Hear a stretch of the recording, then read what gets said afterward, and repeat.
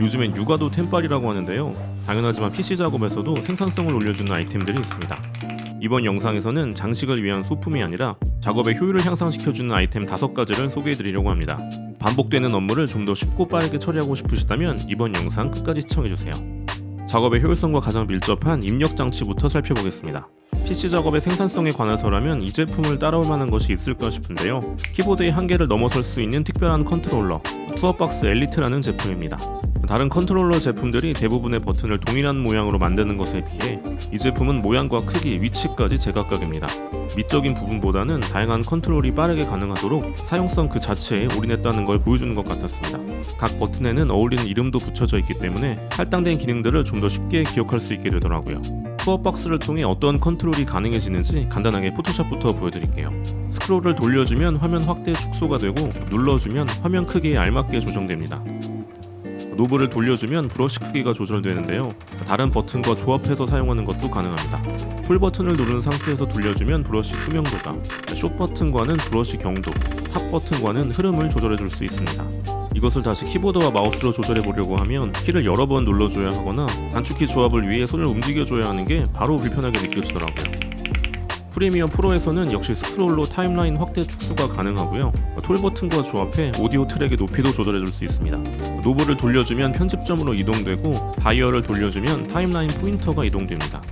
돌리는 속도에 따라서 1프레임씩 살펴볼 수도 있고 초단위로 빠르게 넘겨줄 수도 있다는 게 가장 마음에 드는 부분이었고요. 소스 탐색에 들이는 시간과 수고를 줄이는데 확실히 도움이 되더라고요.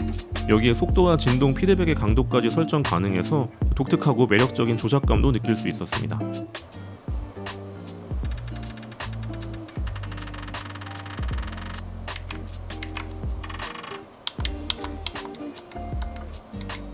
영상 편집 시에 플레이 헤드를 클릭한 상태로 미세하게 움직이는 작업이 반복되다 보니까 손목에 통증이 느껴져서 이런저런 용품들을 많이 써보고 있었는데 사실 큰 도움이 되지는 않았거든요. 근데 이런 특화된 컨트롤러를 사용해보니까 대부분의 컷 편집이 왼손만으로도 가능해지면서 오른손의 작업량을 상당 부분 분담해줄 수 있게 되더라고요. 색상 보정 작업에서는 아무래도 여러 개의 노브가 달려있는 제품이 더 유리하지 않나 하는 생각도 했었는데 투어 메뉴라는 별도의 팝업 창으로 이 부분을 해결하더라고요. 주요 항목들이 한눈에 들어오고 조작도 간단하다 보니까 컨트롤러로 시선을 옮길 필요 없이 왼손만으로도 세밀하게 조절해줄 수 있었습니다. 키보드 위에서 한 번씩 단축키만 누르고 있던 왼손이 더 다양한 조작을 할 수 있게 되면서 작업의 생산성 향상이 가장 크게 체감되는 아이템이었습니다. 키보드는 타이거 라이트라는 제품입니다. 원하는 부속들을 골라서 직접 조립해줘야 하는 커스텀 키보드고요. 합리적인 가격에 꽤 괜찮은 평가를 받고 있더라고요. 평범해 보이는 키보드지만 기판에서 비아라는 설정 프로그램을 지원하기 때문에 다양한 키 매핑이 가능해집니다. 별도의 프로그램 설치 없이 비아 사이트에 접속해서 설정을 변경해주는 방식도 독특하더라고요. 일단 간단하게는 볼륨 조절이나 이전 다음 곡 같은 멀티미디어 키의 위치를 쉽게 바꿔줄 수 있고요. 가장 핵심적인 기능으로는 레이어 설정이 가능합니다.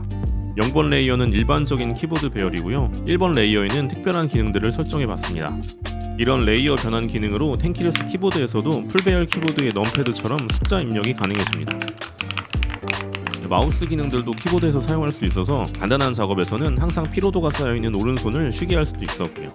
특정 작업에서 자주 쓰는 키를 편한 위치로 옮긴다던가 게이밍에서 윈도우 키를 작동하지 않게 바꿔서 사용하는 것도 가능합니다. 더 복잡한 기능도 매크로로 만들어 쓸 수 있는데 이 부분은 좀 공부가 필요하더라고요.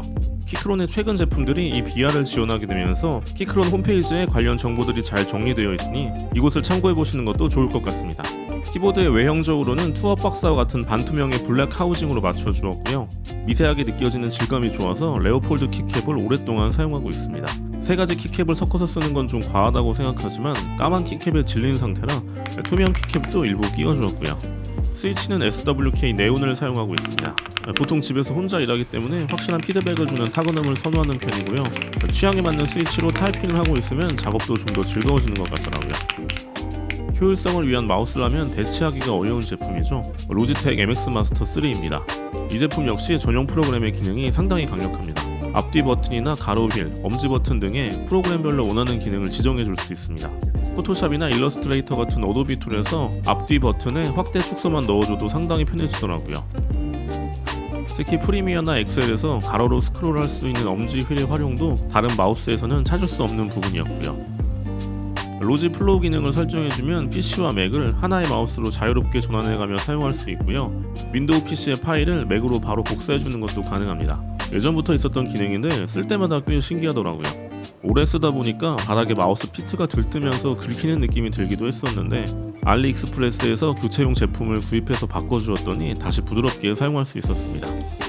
이건 한번 써보니까 주변에 추천을 안 할 수 없는 아이템이더라고요.